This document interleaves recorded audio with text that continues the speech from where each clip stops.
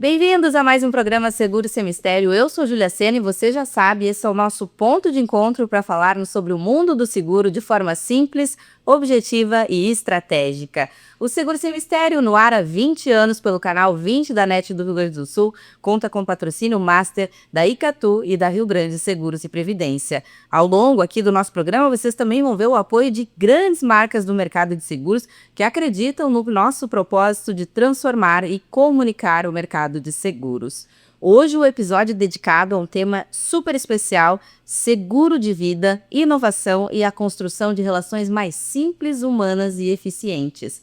Estamos recebendo e estreando aqui o nosso novo estúdio no Crystal Tower, em Porto Alegre, Bernardo Ribeiro, ele que é cofundador da Asus. Vou até ler aqui, Bernardo, um pouquinho do teu histórico. A Asus, que é a Insurtech brasileira que vem se destacando por desburocratizar o seguro de vida, apostar em tecnologia com propósito e colocar o corretor no centro da estratégia. Bernardo, seja muito bem-vindo ao programa Seguro Sem Mistério. Muito obrigado, Júlia, pelo convite. É um prazer estar aqui com vocês. Vai ser ótimo, estou super animado. Bernardo, não sei se tu vai lembrar, mas uma das primeiras entrevistas que tu deu para o mercado de seguros fui eu que fiz com você e o Rafael Cló lá em Gramado, num congresso que foi o primeiro congresso de seguro de vida com Rodrigo Rosa, nosso amigo Rodrigo Rosa, saudoso, adoro ele. Sim. E também com o pessoal da Caburé. Estávamos lá, nos colocaram, a Isa, que está aqui nos bastidores do marketing da Asus, nos colocaram, Isa, num painel, eu, Bernardo e Rafael, e eu lembro o quanto, né, vocês ali ainda iniciando naquele mercado de seguros, olhando para tudo aquilo e realmente com uma proposta já desde aquela época, uma proposta realmente de valor. Mas, Bernardo, antes da gente falar da Asus, era isso que eu queria falar contigo. Me conta um pouquinho como é que tu foi parar nesse mercado de seguros. Boa, Júlia, eu não vim do mercado de seguros, né? Eu primeiro sou engenheiro de formação, sempre fui uma pessoa muito analítica, adorava números desde criança, era daqueles que participava de Olimpíadas de Matemática e tudo mais. E aí meu pai engenheiro, um baita engenheiro por sinal, uma pessoa super analítica, sempre foi uma inspiração para mim. Formado em Engenharia Civil pela UFMG, meu pai, então trilhei um caminho muito parecido, me formei em Engenharia Civil pela UFMG e sou o mais novo de outros 3 irmãos que também são engenheiros formados em Engenharia Civil pela UFMG. Então, enfim, meu pai é uma grande inspiração aí para mim e também para os meus irmãos. E aí acabou que eu fiz estágio em engenharia civil na parte de construção e não gostei, sendo bem transparente assim, achei o mercado muito primitivo, comecei a ver o que tinha mudado nesse mercado nos últimos anos. E algumas técnicas construtivas realmente tinham avançado, mas comparado com empresas de tecnologia que estavam transformando isso ali no início de 2010, 2011, era muito maior, assim, e isso me despertou uma vontade muito grande de sair um pouco do país e ver o que estava acontecendo de novidades ali, principalmente nos Estados Unidos. Foi aí que eu apliquei para uma bolsa de estudos na Arizona State University, que foi uma faculdade incrível, e passei nessa bolsa, consegui estudar 1 ano nos Estados Unidos e foi muito bom. Lá eu vi que realmente a tecnologia estava mudando tudo. E eu lembro que enquanto eu estava lá, eu tive uma conversa com meu pai falando que eu dificilmente voltaria para a engenharia civil e que eu abriria uma empresa de tecnologia. E meu pai foi bem resistente na época, obviamente, né, já estava ali pronto ali para formar e entrar para o mercado de engenharia civil, assim como meus irmãos mais velhos. Mas, enfim, foi uma conversa super madura que eu tive com ele, com a minha família. Acabou que eu tentei abrir uma empresa, que era, na época não tinha um iFood, era algo parecido com o iFood, era uma entrega de dieta através de um aplicativo. E eu lembro que por alguns desafios de logística operacional não viabilizou, então não tirei do papel essa ideia. E aí me vi sem dinheiro, formado, falei, não, quer saber de uma coisa, eu preciso trabalhar. E aí eu fui trabalhar, passei num programa de trainee, um programa de trainee que tinha uma possibilidade de sair do país também, que era algo que eu queria muito, né, ter uma experiência de trabalho, uma carreira internacional, e acabou acontecendo. Eu trabalhava na DHL rodando fábricas automotivas a fazerem essas fábricas automotivas serem mais eficientes. Em uma dessas passagens eu fui parar no México, na fábrica da Volkswagen, que foi ótimo. Fiz um projeto super legal lá, gostei bastante, mas ainda super incomodado ali, querendo empreender. E lá abri uma empresa No que México. eu já tinha aberto ela antes, mas no México que ela começou a tracionar mesmo, enquanto eu estava morando no México, que era como se fosse um Airbnb de vagas de garagem, chama Zully, tá de pé até hoje, depois eu posso falar um pouquinho mais, mas foi uma experiência muito legal, em que com o meu salário eu contratava programadores que faziam um software que facilitam pessoas alugarem e disponibilizarem suas vagas de garagem para que outras pessoas consigam alugar essas vagas. E foi uma experiência super legal. Perdi muito dinheiro, perdi muito tempo, mas por outro lado aprendi muito em como montar times de tecnologia, como construir produtos de tecnologia. E aí foi um caminho sem volta. E eu tive a certeza que a minha carreira seria em tecnologia, criando produtos e resolvendo alguns problemas. E aí, quando eu estava no México, o Rafa me liga, Rafa, meu sócio, me liga que ele teve um problema com o seguro de vida. Vocês já eram amigos. Vamos contar tudo aqui hoje, vamos. Eu e o Rafa, a gente se conhece desde 13 ou 14 anos de idade. Então a gente virou grandes amigos nessa época aí de adolescência. E durante a faculdade, ele fez o FMG também, então a gente se encontrava Também bastante. Engenheiro de produção. E aí a gente sempre falava em empreendermos juntos. E É assim que começam os grandes negócios, né? exato, a gente tentou exportar catalisador de carro do Brasil para os Estados Unidos, deu tudo errado, perdemos dinheiro, mas foi muito bom. Eu acho que Aprenderam. aprendemos a trabalhar juntos, principalmente quando as coisas dão errado, porque quando tá tudo certo, é fácil ter sócio. Agora, quando as coisas começam a dar errado, que aquela relação fica mais difícil, e a gente conseguiu lidar muito bem com isso, e foi uma relação muito boa, que se fortaleceu depois desse empreendimento que não foi para frente. E aí, em 2019, ele me liga, falando desse problema que ele teve com o seguro de vida dele. E minha primeira reação foi negativa. Falei, cara, acho que vamos fazer outra coisa. Seguro de vida não. O último que me abordou para falar desse tema pediu para fechar os olhos e imaginar que eu estava numa cadeira de rodas. E Ou foi uma seja, a experiência muito experiência não ruim. foi positiva. E foi justamente isso que ele me falou. Ele falou que, Bernardo, mas se a sua experiência tivesse sido boa, talvez não tivesse muita oportunidade, mas justamente porque foi ruim, pô, acho que a gente deveria estudar esse mercado. E aí ele rapidamente me apresentou para o colega de sala dele do MBA de Stanford, que era o Renato, e deu um match muito grande. Aí eu, Rafa e Renata, a gente já passou ali a virada do ano estudando bastante sobre seguro de vida. Quando foi abril, a gente olhou um para o outro, cara, é isso mesmo, né? Abril de 2020, no início da pandemia, dia 1º de julho, os três full time aqui no Brasil para a gente fazer isso, e esse vai ser o nosso projeto de vida. Projeto de décadas, alinhamos que seria um projeto de décadas, em que, cara, não adianta a gente sair que seguro de vida é sobre longo prazo, então teria que ser um projeto de muito longo prazo, e aí sim, nós três fizemos esse acordo, e aqui estamos, firmes e fortes. Que legal. E o nome Asus, Bernardo, vem da onde? O nome Asus é um nome de origem portuguesa. Dar aso é dar oportunidade. Então foi um nome que a gente achou super legal. A gente estava, né, construindo essa marca e pensando em várias formas da gente falar de seguro de uma forma diferente do que o mercado fala, de uma forma mais sóbria, de uma forma racional, de uma forma em que seguro de vida é uma decisão inteligente e sensata, mas ao mesmo tempo é um mercado que a gente precisa também tocar um pouco no coração das pessoas, do gesto de amor, dessa oportunidade que o seguro de vida também tem com a sua família, mesmo quando você não está aqui. E a gente entendeu que dar aso tinha tudo a ver com essa construção de marca que a gente queria, e aí ficamos com esse nome. Muito legal. Eu ia perguntar o que que te motivou, o que que motivou vocês, mas tu acabou que já respondeu aqui, né, Bernardo, pra gente, que foi realmente olhar para aquela experiência não muito legal que tu teve, o Rafa também não teve uma experiência legal, e pensar como que isso, né, poderia, ou seja, vocês identificaram uma problemática no mercado e o que que vocês poderiam resolver. Quando o bichinho do empreendedorismo pica, não adianta, Bernardo, a gente acaba voltando aí, né, e empreendendo mesmo que as aventuras anteriores não tenham dado certo. Isso foi aquilo que a gente sentiu na nossa pele. Só que depois a gente foi entender a fundo o problema do mercado de seguro de vida no país. E o que me motivou mais não foi nem essa experiência ruim que eu tive, para ser bem sincero. A experiência ruim que eu tive, eu mandei o cara embora, falei, não quero mais falar com você. Ele tinha me conscientizado da importância de seguro, só que a venda foi tão mal conduzida por ele que me afastou dele, sabe? Eu confesso que eu saí balançado, assim, falei, eu devia ter um seguro de vida, mas não fiz mais por uma questão de jogo de cintura ali que faltou naquele momento dele.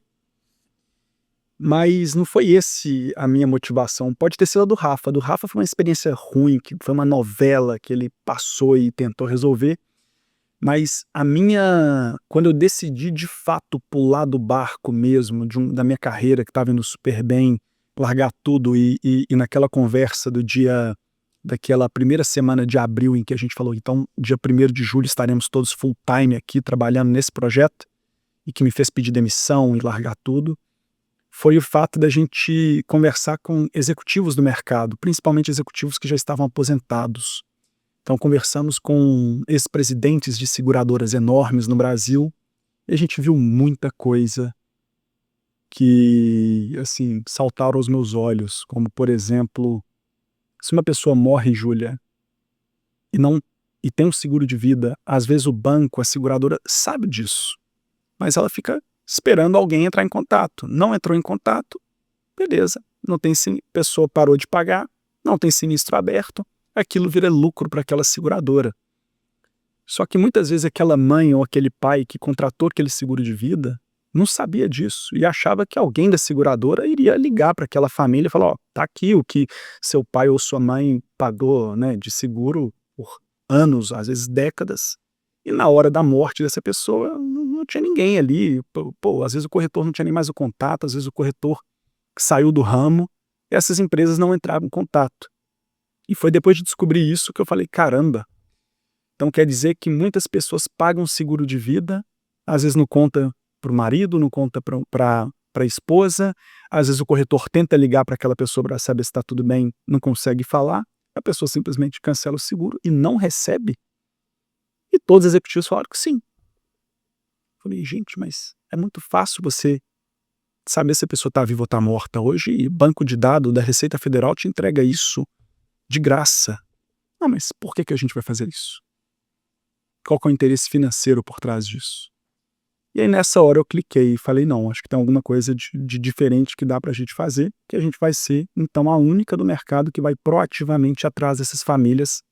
E sim, se alguém hoje na Asus morre, a gente liga para a família informando que aquela pessoa tem um seguro aqui, para que a gente consiga honrar aquele compromisso que foi firmado no momento da emissão da apólice.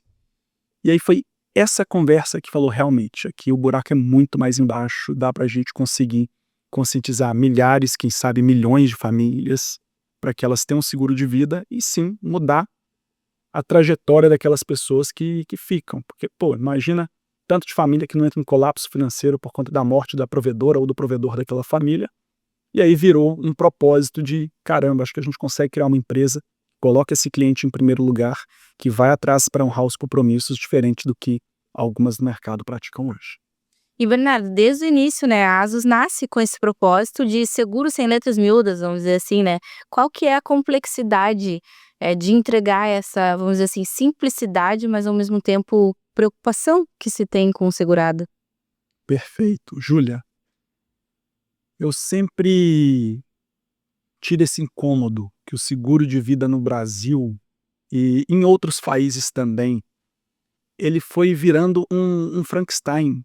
Então as pessoas, para conseguir vender mais seguro, coloca guincho, coloca assistência, coloca uma série de coisas. E na hora da venda, muitos profissionais tentam vender mais aquelas assistências do que o seguro em si.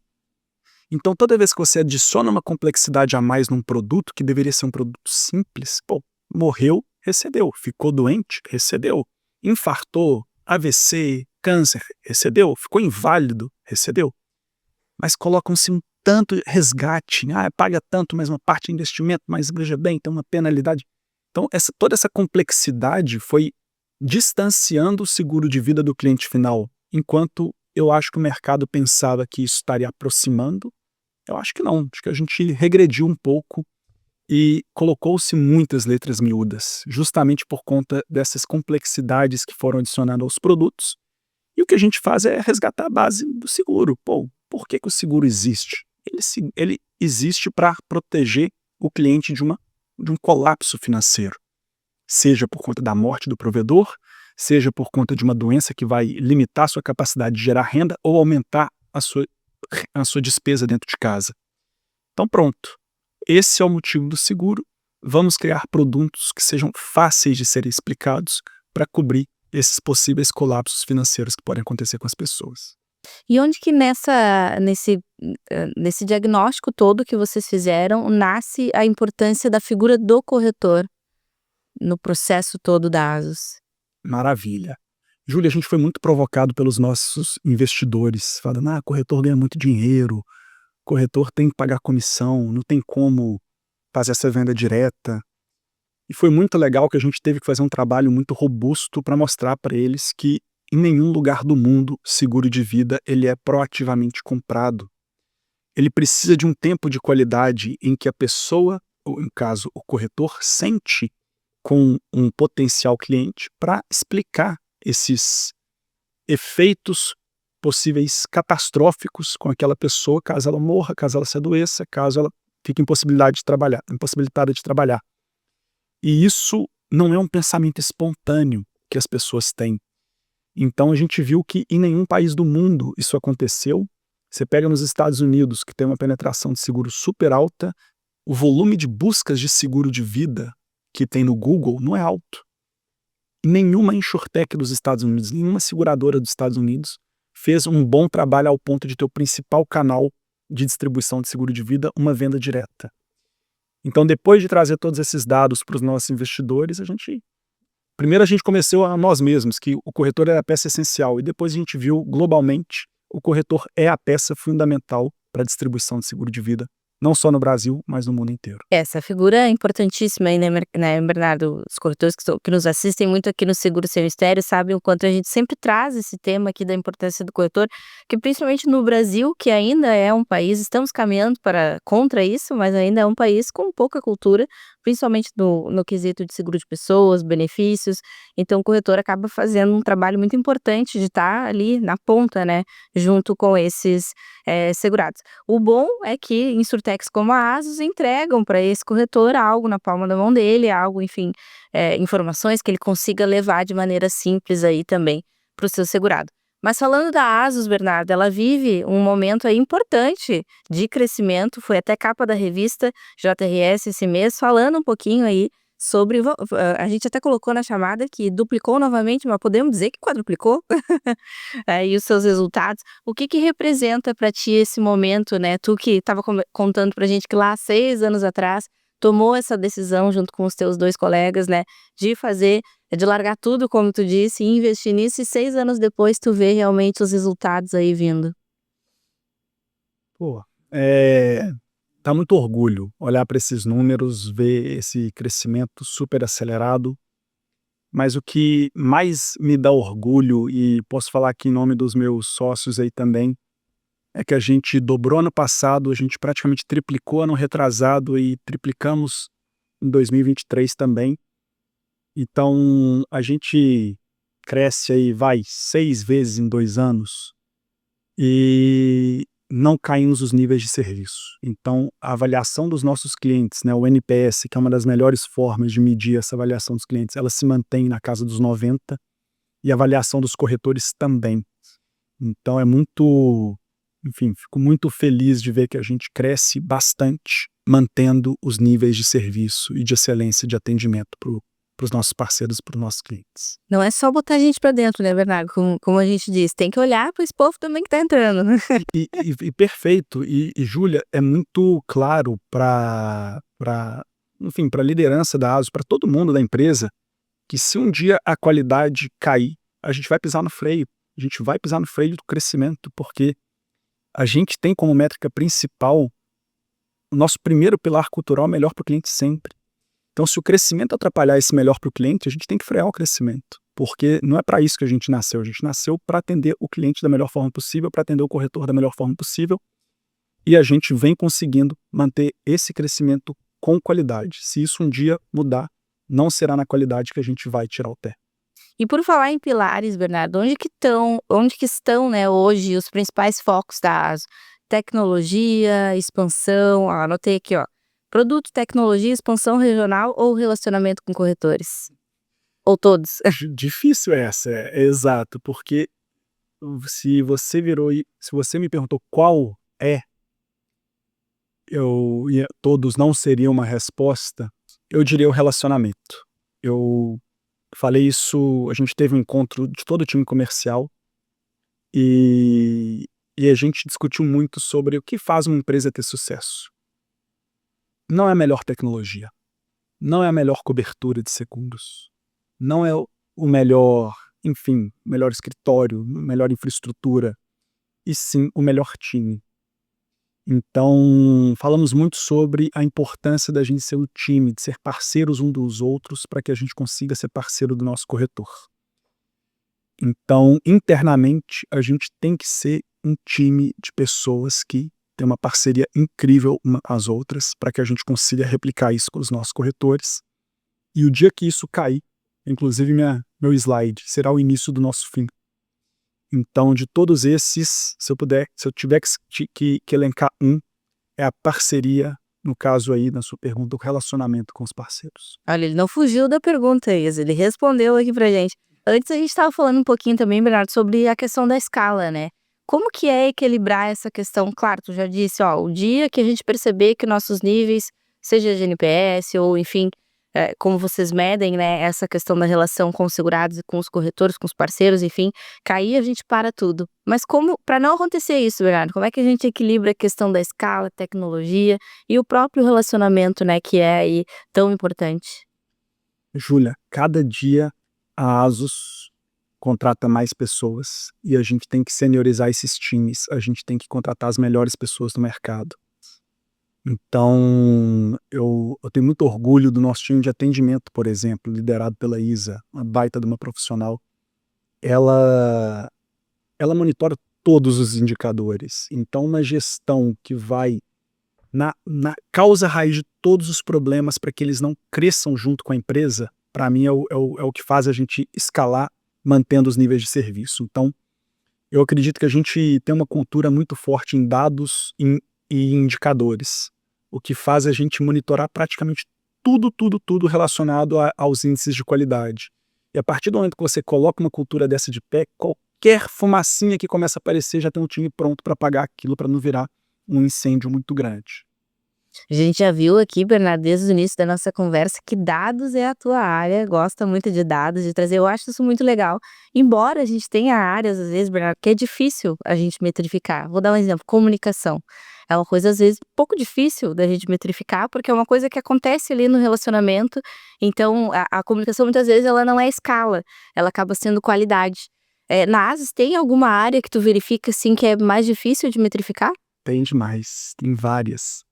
É, marketing é uma área que você entende bastante, assim, qual que é o ROI que uma entrevista dá, qual que é o ROI? Pô, a gente vai ficar aqui, vai ser ótimo, vamos bater um papo excelente, vamos conseguir metrificar qualquer tipo de resultado dessa entrevista? Não, mas eu acredito muito que o mercado precisa ouvir mais sobre seguro de vida, então o meu feeling é que no longo prazo, tudo que a gente faz de marketing, de trocar informações, de trocar boas práticas, isso vai inspirar outras pessoas, a gente pode aumentar a quantidade de corretores no mercado, a gente pode melhorar a qualidade do mercado como um todo e isso vai ser beneficiado. Agora, tem que ter um pouco de fé. Então, por mais que eu seja bem driveado a dados, Tem que ter o feeling. tem que ter o feeling, tem que ter uma intuição. E eu gosto muito de dizer que quando a intuição está para um lado e o dado está para outro, eu vou na intuição. Mesmo sendo um nerdzinho dos dados ali, eu prefiro seguir a intuição do que os dados. Agora, bons dados podem mudar inclusive a intuição. Então, se a intuição está indo para um lado, aí de repente a pessoa te apresenta a análise que vai na causa raiz, que mostra que aquela sua intuição vai dar problema. Aí você, opa, peraí. Aí rapidamente você já vê que sua intuição já está apontando para o outro lado, e aí você vai mais direcionado. Muito legal. Até agora uma aula de empreendedorismo aqui, ó. Você que está assistindo Seguro Sem Mistério, foi aulas aqui com o Bernardo, por enquanto, hein. Mas vamos falar um pouquinho de produto, Bernardo. Quais que são hoje aí os principais diferenciais do seguro de vida da Asus em relação ao que a gente tem no mercado? Vou separar essa sua pergunta em experiência de contratação, que é algo super importante, e a cobertura em si, tá? Porque elas têm que estar atreladas uma à outra. Então, vou começar pela cobertura, que foi, né, o ponto principal da sua pergunta. Eu diria, Júlia, que uma cesta de produtos de seguro, ela tem que ser completa passando por incapacidades que você pode ter se sofrer acidentes, incapacidade laborativa principalmente, tá? Porque no final do dia é justamente quando você tem uma redução na sua renda ou um aumento muito grande de despesa, nessa hora que o seguro de vida tem que entrar. Então você tem que cobrir essa lacuna de acidentes muito bem feita e a lacuna de doenças também muito bem feita. Então, como que a gente pensa sobre coberturas? Desde aqueles afastamentos mais simples e bobos, como uma torção de pé que vai te deixar ali impossibilidade de ficar em pé durante 2 semanas. Pô, mas você é uma dentista, uma médica, uma cirurgiã. Se você não operar por 2 semanas, sua renda cai bastante e isso atrapalha seus planos. Será que não faz sentido você, então, pagar um valor pequeno, 100, 200, 300 reais por mês, para que caso você fique afastada por curtos períodos, como 10 dias, 20 dias, você receba quase que o seu salário como se estivesse trabalhando normalmente? Pô, legal. Então aqui eu estou cobrindo uma camada de afastamentos curtos. Mas e se essa torção de pé for, na verdade, um acidente de carro muito grave, em que você, literalmente, você ou qualquer pessoa pare numa cadeira de rodas, impossibilitada de se movimentar braços, pernas, etc., talvez a sua carreira ou a carreira dessa pessoa seja interrompida precocemente. E não só ela vai ter uma renda reduzida, como também gastos a mais de adaptação daquela casa, do carro, enfim, de uma série de coisas. Então, essa camada de acidente, seja ela de baixo impacto ou de longo impacto, tem que estar extremamente bem coberta. Da mesma forma, a parte de doenças. Desde uma dengue, que inclusive poucas empresas pagam afastamentos causados por doenças que vêm através de vetores, né, o DIT do mercado, costuma não pagar pessoas que pegam dengue, chikungunya, etc. Na ASUS a gente não tem essa letra miúda excluindo dengue. Então, desses afastamentos que te impossibilita de trabalhar 15, 20, 30 dias, a gente tem nessa parte de doença, mas a gente também tem, e como a única do mercado no mundo, a gente lançou uma cobertura de invalidez por doença, que ela cobre, por exemplo, se por algum motivo essa pessoa ficar cega de um olho. Imagina uma cirurgiã plástica que perde um olho. Você pensa, mas ela tem um outro para enxergar. Mas a noção de profundidade, ela se perde quando você perde. Até, né? A gente paga 100% desses casos. Se uma pessoa vai parar numa cadeira de rodas porque perdeu a mobilidade, seja uma amputação ou seja um problema motor causado por uma doença em uma perna, ela recebe 100% da indenização. E essa cobertura não tem no mundo. E a gente é a única, a gente tem muito orgulho de ter trazido isso para o mercado brasileiro. Certamente vai inspirar outras empresas que logo menos terão, mas é dessa forma que a gente pensa sobre cobertura. Então, cobrir afastamentos pequenos e longos por acidentes, por doença e, por último, a morte, que seria o afastamento permanente, seja ele por um acidente, seja ele por uma doença. É o que não tem solução, né, verdade? É o que não tem solução. E aí, dessa forma, a gente preenche bastante o espectro, e o que a gente faz muito é a morte para o mercado, ela é o fim. E eu diria que para a ASUS ela é a metade do caminho, porque a gente tem um setor agora que é um setor de pós-sinistro. Então a pessoa que morre e é cliente nossa, a gente tem toda uma jornada para a família que fica, para ela cuidar melhor desse dinheiro, um auxílio psicológico que a gente oferece para toda a família dessa pessoa segurada que faleceu. Então, dessa forma, a gente tenta cobrir bastante ali, seja por acidente, seja doença, seja um óbito, não só a pessoa, mas também a família dessa pessoa.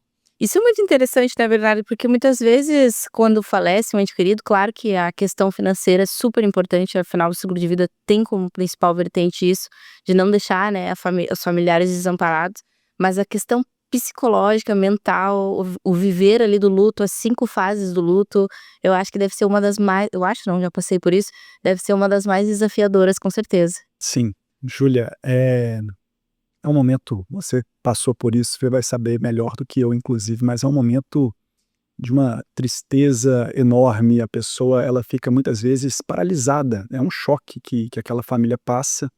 Então a gente contratou psicólogos e psicólogas especializadas em luto para treinar os nossos times, para explicar justamente sobre essas fases que a pessoa passa no luto, para que a gente consiga atendê-las da melhor forma possível, para que a gente consiga acolhê-las, porque muitas vezes a pessoa vai abrir um sinistro, tá lidando ali com aquela documentação, ela tá muito estressada, ela tá muito triste, muito chateada, então o time tem que estar extremamente bem preparado para lidar com essas pessoas, porque certamente é o momento mais triste da vida daquela pessoa.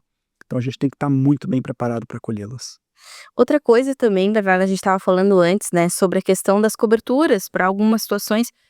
Um tema que tem chamado bastante atenção é a questão da cobertura para doenças graves, né? É uma realidade, os dados mostram que, especialmente entre pessoas mais jovens, estamos vendo mais casos, eh, enfim, de diferentes tipos de câncer, e a ASUS tem essa cobertura para doenças graves. Como que vocês pensam esse tipo de solução de proteção, né? Júlia, hoje a gente tem um produto que chama Doenças Graves 30, DG30. Ele cobre 30 diagnósticos. Eu diria 80% está em câncer. Então, é praticamente uma cobertura contra câncer no final do dia, porque é o que mais acontece com as pessoas, principalmente pessoas jovens.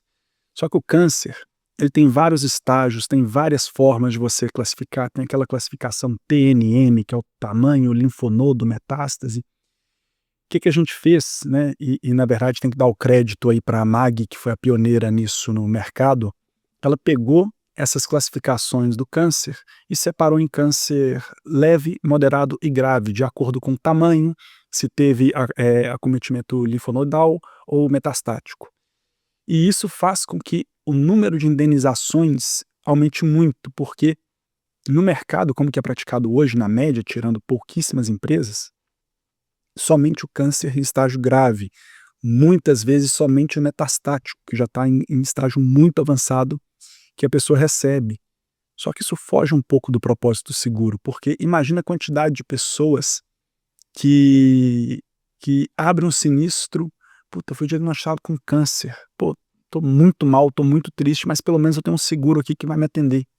E aí, como se não bastasse, vira para o corretor, manda a documentação, o corretor depois vira para essa pessoa e fala: seu câncer não é grave o suficiente para você ser indenizado.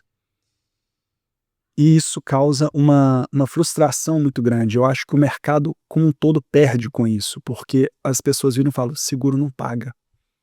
Seguro não paga, eu fui diagnosticado com câncer, o corretor me vendeu que eu tinha um seguro contra câncer, mas o meu câncer, o câncer de tireoide não cresceu o suficiente, aí tive que ficar aqui 15 dias parado dentro de casa e não recebi nada.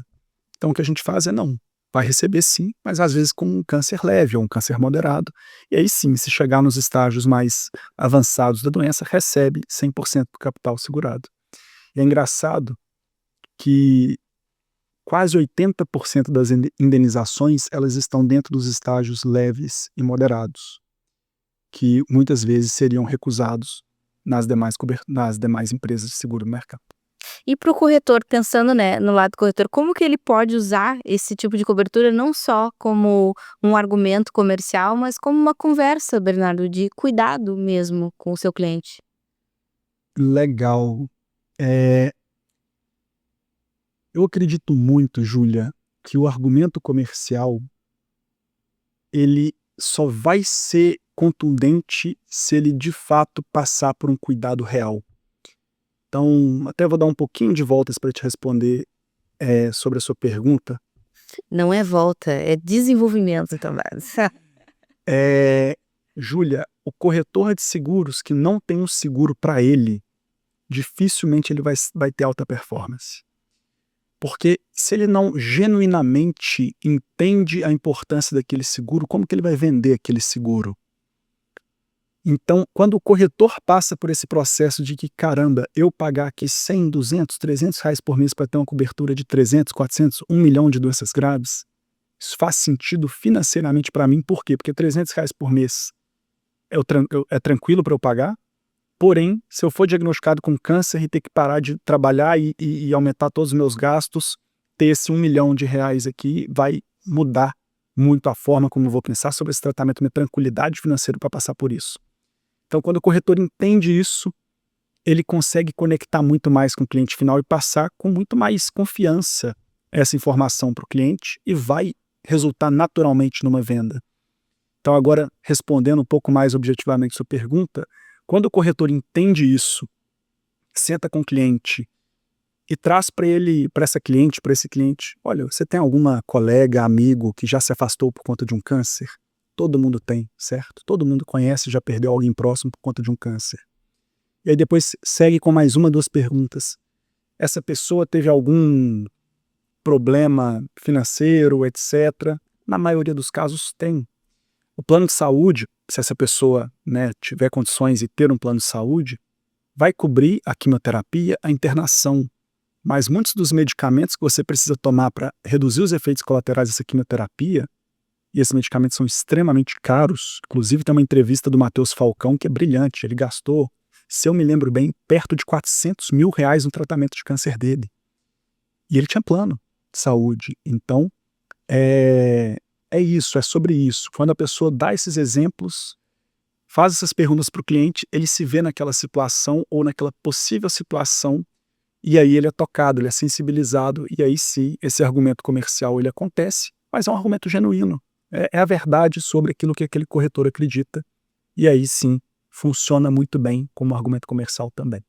Bernardo, eu falei que 40 minutos que a produção nos deu aqui era pouco, então lamento aí para os editores, nós vamos continuar conversando aqui.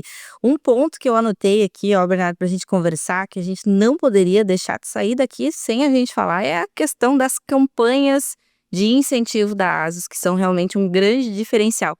O passaporte ASUS já virou uma referência no mercado. Conta pra gente de onde surgiu essa ideia. O corretor de seguros, ele recebe muito mais não do que sim. Ele trabalha, principalmente o corretor de alta performance, ele trabalha muito acima da média de uma pessoa CLT, por exemplo. Muitas vezes essa pessoa não tem finais de semana com a família, porque se um cliente dá um estalo e fala, não, posso falar agora, ele interrompe o almoço, o jantar de família para atender aquele cliente. E isso gera alguns momentos até de atrito, né? Imagina uma corretora de seguros de alta performance, combina de fazer algo ali com o marido ou com o filho e de repente tem que desmarcar aquele compromisso porque o cliente quer falar naquele horário. Isso é muito comum. Então o que a gente entendeu? Vamos criar momentos de reconhecimento para aquele corretor, para aquela corretora, mas ele não vai sozinho, ele vai com a família. Porque aí sim a família também tem aquele privilégio de passar ali 7 dias, 6 dias num resort, descansando, e aí vai entender por que valeu a pena, muitas vezes, aquele tempo, que aqueles jantares que ele perdeu, que ela perdeu, aquele bolo que deu num almoço de família para fazer uma venda, mas pelo menos ali estão todos juntos ali num resort, ou na Itália, ou na Grécia, ou em Dubai, que estamos indo daqui 2 semanas. Então veio daí a ideia de reconhecer o corretor junto da esposa ou a corretora junto do marido ou dos filhos. Inclusive tem uma corretora parceira nossa que está indo com 4 filhos para Dubai. Vendeu pra caramba, certamente se ausentou em alguns compromissos de família, mas agora está tendo a oportunidade de levar aí a família inteira para conhecer Dubai. Eu adorei essa lógica, Bernardo. Vou usar com as minhas gêmeas de 6 anos, essa lógica agora, para vocês entenderem por que a mamãe às vezes se ausenta, ó, nós vamos ter momentos diferentes. Gostei da lógica, Bernardo. Mas falando dos 2 destinos que vocês trouxeram agora, ó, Itália e Punta Cana. Inclusive até citou, né, que vai ter corretor aí que vai levar seus filhos para Dubai junto. O que está por trás dessa lógica, Bernardo, das campanhas sem ranking?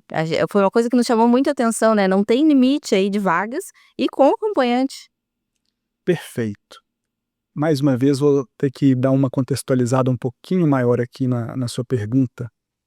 As margens de seguro de vida no Brasil são altíssimas. Então tem espaço para dar um comissionamento atrativo e um reconhecimento atrativo também. E a gente não é uma ONG, a gente precisa também das nossas margens. Então, eu diria que a ASUS ela consegue equilibrar melhor que o mercado a margem dela com reconhecimento para o corretor e essas campanhas de incentivo. Então, o que a gente entendeu? Que no final do dia, não é o ranking que paga a viagem, não são os 3 maiores que pagam a viagem. Quem paga a viagem é o próprio corretor. Aquele corretor que vender bastante, ele que pagou aquela viagem. Então, nada mais justo do que a pessoa competir só consigo mesmo. Então, não tem ranking, bateu, levou. Fez 50 mil pontos no ano, vai para a Itália, fez 35 mil pontos, vai para Punta Cana. Para mim, é como deveria ser sempre, é como deveria ter sido um mercado inteiro, mas as companhias praticam aí rankings. E, porque uma pessoa vendeu 1 centavo a mais que a outra, ela merece ir com a família, e muitas vezes não levam a família, tá? Viajar com essa empresa por conta de um real a mais? Acho que não é justo. Então veio desse sentimento de parceria que a gente tem muito forte aí com os corretores, que se ele bater a meta, ele vai. E novamente aqui, Bernardo, os cálculos que eles fizeram para ver que realmente se o corretor bateu sua meta, né, ele merece ter essa experiência aí junto com a companhia. Bernardo, vamos falar um pouquinho sobre a questão do seguro de vida no Brasil. Tem muito espaço ainda para crescer, na tua opinião? Muito espaço. Só para você ter uma ideia, temos menos seguro de vida que praticamente todos os nossos vizinhos da América Latina. A gente tem menos seguro de vida proporcional ao PIB do que o Peru, do que México, do que Colômbia, do que Chile. Então, se a gente se equipara a um México, por exemplo, se eu não me engano, o mercado teria que crescer 60%. Então, o mercado mexicano cresce, o brasileiro também cresce, mas ainda tem um gap muito grande para ser fechado. Então, é uma avenida incrível. Eu acho que o corretor de seguros ele tem muitos clientes ainda para abordar. A FenaPrevi divulgou que 16 ou 17% da população brasileira tem seguro. Eu desafio esse dado com todas as forças, porque acho que muitas das Acho que é pessoas... menor, Bernardo. Mas eu não vou cravar aqui, mas eu estou muito seguro que é bem menor do que isso. Porque muitas das pessoas que responderam que tem seguro, mas provavelmente estavam se referindo a um seguro ou prestamista ou um seguro de vida em grupo que a empresa oferece, muitas vezes cobre 1 ano de salário e olhe lá. Mas quando você pega o mercado de seguro de vida individual no Brasil, é um mercado de 15 bilhões de reais. Dividindo isso pela população brasileira, assim, você vê que não faz sentido ter 17% da população brasileira com seguro de vida individual. É um número que deve estar mais para próximo de 7 do que de 17. Ou seja, tem pelo menos aí uns 90% da população que a gente consegue conscientizar e fazer essa venda de seguro de vida. Eu percebo na tua fala, Bernardo, aqui desde o início do nosso programa, que tu traz muitas referências internacionais, né? E aí teve uma curiosidade aqui que veio na cabeça dessa jornalista, nem tá na nossa pauta aqui, mas existe a possibilidade também da ASUS estar abrindo outros caminhos em outros países da América Latina, ou quiçá aí do nosso globo? Sem dúvidas. Inclusive, eu vou passar 1 mês em um país, muito em breve, justamente para entender mais a cultura desse país e, quem sabe, tomamos uma decisão aí de entrar nesse país ano que vem. Olha que legal, daí tu vem nos dar esse spoiler, Bernardo, pelo amor de Deus, aqui ó, em primeira mão no JRS, no Seguro Sem Mistério, a gente quer dar esse spoiler da ASUS aí, além das fronteiras do nosso Brasil. Mas voltando para o nosso Brasil aqui, Bernardo, na tua opinião, onde que estão as maiores oportunidades para a questão do seguro de vida? Renda média, planejamento sucessório ou proteção familiar? Tem que escolher um. O planejamento sucessório, ele vai funcionar muito bem no topíssimo da pirâmide. A gente está falando de 0,5% da população, precisa muito ter essa preocupação. Então, em termos de volume financeiro, é um baita de um volume, porque esses seguros tendem a ser muito altos, né? Um planejamento sucessório, já vi planejamento sucessório de 50 milhões de reais. Então, tem prêmios tem prêmios elevadíssimos aí, né? Agora, a maior oportunidade, eu diria que está no meio da pirâmide. Então, aquelas pessoas que ganham, passou ali de R$ 10.000 e está ganhando entre 10 mil e R$ 50.000, são aquelas pessoas que têm um fluxo de caixa provavelmente sob controle, mas não têm liquidez e não têm um patrimônio construído, estão em fase de construção de patrimônio. E essa população ela é muito significativa. Então eu diria que a maior oportunidade hoje está nessa camada da população, e o que eu vejo é o mercado brigando muito no topo do 0,1%, sendo que, enfim, estratégias diferentes eu vejo que está mais ali nesse meio da pirâmide do que no topo. E aproveitando esse gancho, Bernardo, a gente vive um momento aí de mundo que nós temos 5 gerações convivendo, cada uma dessas gerações com as suas peculiaridades, as suas características, né. Como, na tua visão, como que o seguro de vida precisa evoluir para atender cada uma dessas gerações? Maravilha. Acho que o primeiro de tudo, a gente vai começar até agora, dado que o seguro de vida cresce a 10% ao ano, mais ou menos, né? 2 dígitos, nos últimos 5 a 7 anos, cresceu numa média de 10% para mais. Então isso fez com que o mercado crescesse bastante. Então é bem provável, estatisticamente, que a gente vai ter uma geração, está vindo agora, que ela vai ser a geração que foi atendida por um seguro de vida. Uma dúvida, você conhece pessoas que tiveram a família transformada por conta de seguro de vida? Sim, Poucas. Ou muitas? poucas. Exato. Nos Estados Unidos é muito comum você ver que algumas gerações foram transformadas por conta de seguro de vida. Então cases como, por exemplo, Condzilla, que foi ou ainda é, não tenho certeza, um dos maiores youtubers do Brasil, ele só chegou onde está hoje por conta de um seguro de vida que a mãe dele fez para ele.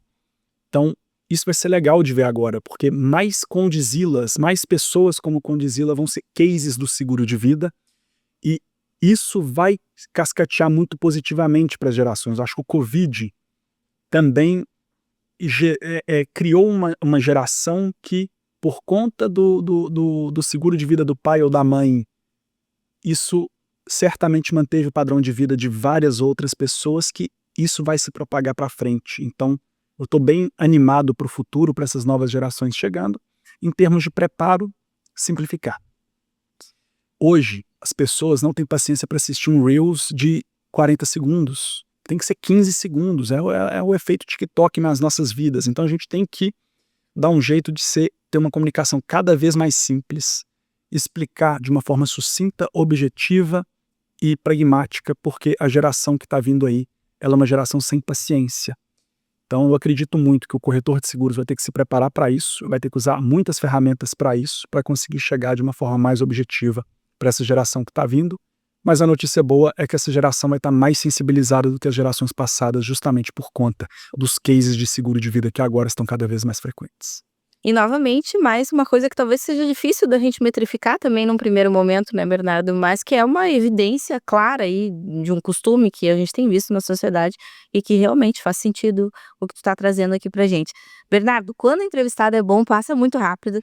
Teve perguntas aqui que eu passei, porque realmente, né, o nosso tempo ele já esgotou faz algum tempo, mas tem um quadro especial que a gente faz aqui no final do Seguro Sem Mistério, que é o De Frente a uma Brincadeira, mas uma brincadeira que gera coisas legais. Eu vou te fazer uma pergunta, e aí eu gostaria que você respondesse com o que vier na tua mente, pode ser? Pode. Então vamos lá, seguro de vida em uma palavra. Cara, amor seria muito clichê. Então, planejamento.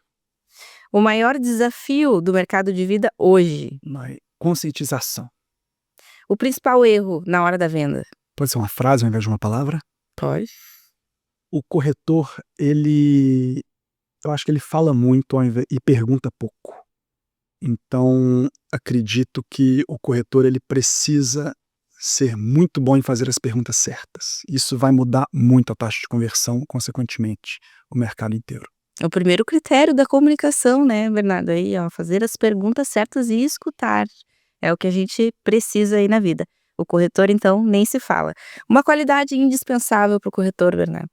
Já falamos sobre essa comunicação, então eu vou falar sobre a curiosidade para que ele ou ela esteja sempre atentos às tecnologias que vão economizar muito tempo para essa pessoa. Então o corretor, ele gasta muito tempo com back-office, ele gasta muito tempo com burocracia, existem ferramentas excelentes no mercado hoje que podem eliminar toda essa burocracia para que você faça aquilo que vai agregar para o seu negócio, que é o relacionamento com o seu cliente final. Bernardo, essa aqui é diferenciada, pra gente terminar com chave de ouro. Um sonho pessoal que tu ainda quer realizar? Aumentar minha família. Então, eu tô casado já tem 1 ano e pouco, e agora tá nos planos a gente ter o nosso primeiro filho. Olha aí, que legal. Bernardo, muito obrigada pela conversa, foi muito legal, né, agora encerrou com chave de ouro mesmo, vem aí o Baby Ribeiro. Amém.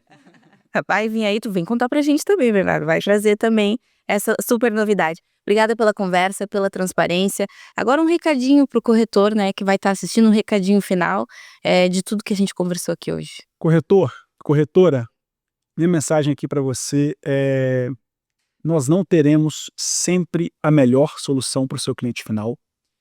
A gente tem coberturas excelentes. E uma frase que a nossa diretora Marília falou que para mim diz tudo é que a gente nunca vai ser melhor em tudo, mas a gente faz de tudo para ser melhor no todo. Então, confia na ASUS, confia nessa parceria que a gente está fazendo com vocês. Testem, simulem e o mais importante, critiquem, mandem feedback, porque se tem uma coisa que a gente gosta de fazer é ouvir vocês para a gente conseguir entregar uma experiência cada vez melhor, cobertura cada vez melhor e atendimento cada vez melhor. Muito obrigado. Olha aí que legal. E para você que nos acompanhou, segue, curte, compartilha e comenta lá no @jrs.digital para ficar por dentro de tudo que acontece nesse mercado de seguros do Brasil. Até mais.